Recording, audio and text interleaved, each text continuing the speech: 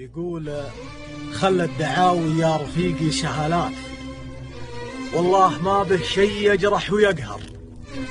ريح ضميرك، لا تفكر في الأزمات، الهم لا شلته مع الوقت يكبر.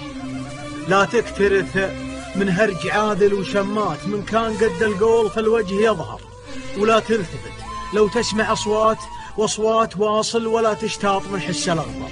كثف جهودك وانت قد المهمات، وعانق سما الإبداع يا طير واشهر. الناس ما يعطونك إلا لجلهات، واكثرهم يشوفون حسنتك منكر.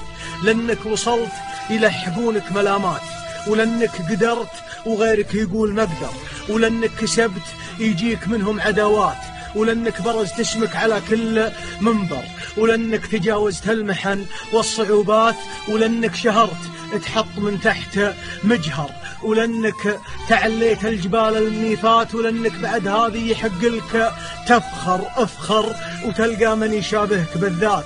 على عيال إبليس من تهب مجبر، اللي مراجلهم هياط ودعايات بالكذب والتحريف ما غير مظهر. اسلومهم كانها اسلوم الخواجات، وبقايط من كثرها صعب تحصر. حنا بوقت فيه حتى العلاقات من غير وجه الوجه كل يوم تكثر. أغلب علاقتنا علاقة جروبات تسلم ومن يقرأ وتعذر وتنذر. الوقت هذا غير عن كل الأوقات مدري عنه، واللي على قولها اقدر عش ما بقالك واغتنم كل ما فات. العمر مثل الظل لو طال يقصر، واحفظ مواجيبك وصل الصلوات لا ضاق بك وقت تقل الله واكبر. باقى العلوم ان كان راحت والانجات سهلة ولو كبرت تعود وتصبر. باقى العلوم ان كان راحت والانجات سهلة ولو كبرت تعود وتصبر.